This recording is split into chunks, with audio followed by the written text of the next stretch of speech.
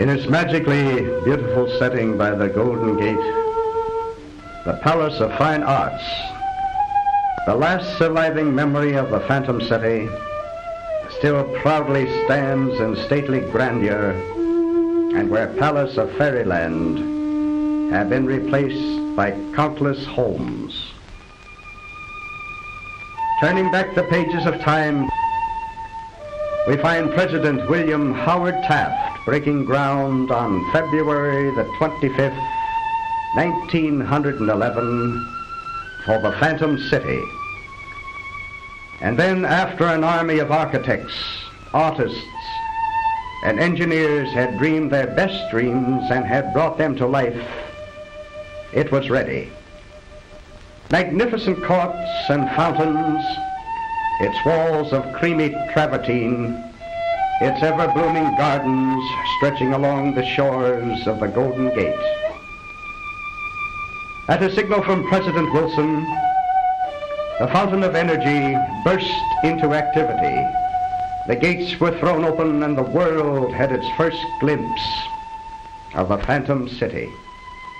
What a sight and what a crowd, all eager to explore its mysteries and marvel at its splendor.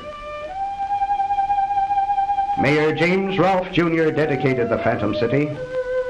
Charles C. Moore, its president, spoke in response. Secretary Franklin K. Lane represented President Wilson, and Governor Hiram Johnson spoke for California. It was a great day and a great crowd. The Tower of Jewels, beautiful beyond description, sparkling with hundreds of thousands of multicolored jewels in the brilliant sun or in the night illumination, it was the central and dominant feature of the Phantom City.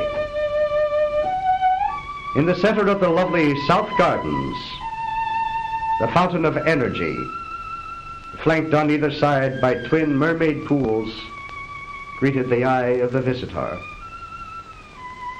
And to the left was the Crystal Dome Palace horticulture, Byzantine architecture suggesting the Mosque of Ahmed I in Constantinople, housing within strange and beautiful plants from all the tropical world. To the right, Festival Hall, a shrine where music lovers worshipped, and where world-famous notables spoke to huge gatherings. And just back of the tower was the Court of the Universe, with the two famous statues, the rising sun and the setting sun. Now the Court of Abundance embraced the beautiful fountain of the earth. The Fountain Series graced the symbolic court of four seasons. The Court of Palms, with its sunken pool containing that beloved statue, the end of the trail. Majestic colonnades surrounded the Court of Flowers and the Beauty and Beast Fountain. The Fine Arts Palace, with its priceless art treasures, in its exquisite setting by the lagoon, will live in memory forever. Sculptors from all over the world brought their skill to adorn the Phantom City. Every school of art was represented.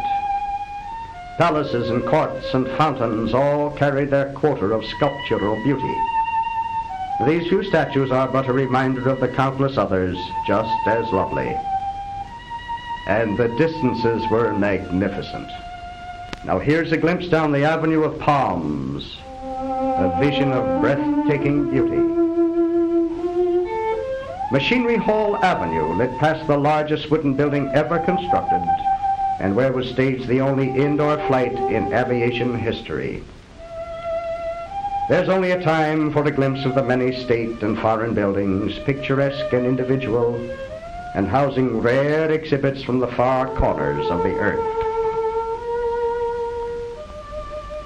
Remember the little auto trains rushing busily about, The electric chairs, they're not dangerous, but stubborn. And the one-man push chairs, well, pedestrians, though, are in the majority. And the 4 million square feet of pavement echoed to the beat of tired feet. Never was a more welcome guest than the Liberty Bell, carried all the way from Philadelphia in a flower-decked car, symbolizing the spirit of American freedom. The magic of his own invention brings back the Thomas Edison of a bygone day, with his pal, Henry Ford, in a happy, carefree moment.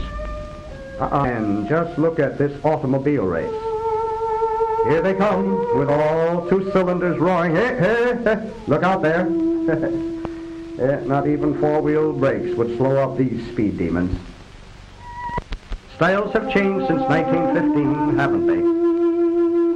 And look at this Merry Widow Waltz, or is it the Grizzly Bear?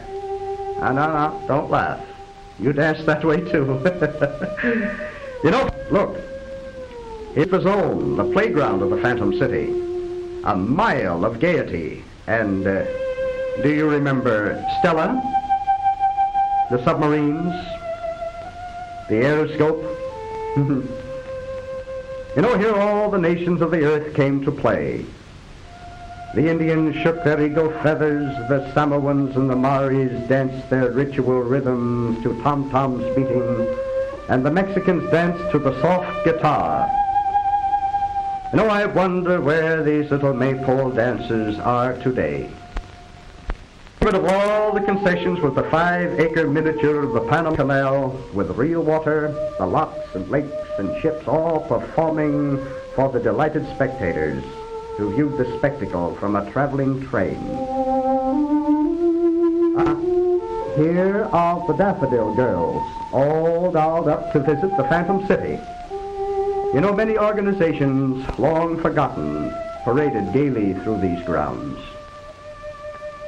That day, a boy in his teens, Art Lindbergh, never had a heartier reception. Assembling his suicide plane, fashioned from bamboo, the motor perched just behind the aviator's head looked strangely unfamiliar in this day of 20-passenger cabin planes. But remember, Art Smith was a pioneer. Mr. Lincoln Beechey, aviation martyr of the Phantom City. Rossi, another pioneer, was willing to take long chances with such a flimsy set of wings, flapping wires and bicycle wheels, but he did almost anything in the air that modern flyers can do. Art aviators were daredevils in 1915, and the crowd loved them. A hero Smith, on his perilous perch, is getting ready for the first illuminated night flight in aviation history. Over the brilliant lights of the Phantom City, he soared and dived and looped, with strings of fire behind him like twin comets blazing across the uncharted skyways. Then, swooping to earth, the wings of his plane a mass of flames, never to be forgotten thrill. And do you remember the Phantom City at night? All the beauty in the world seemed concentrated there. Buildings were bathed in a soft radiance of colored light, while the fountains glistened with a myriad of color.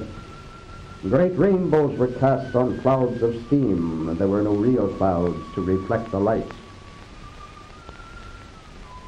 And then, in December 1915, the last lights of the Phantom City flickered out, its fountains forever silenced. We stood with tear-dimmed eyes, feeling that it was not the end, but only a beginning.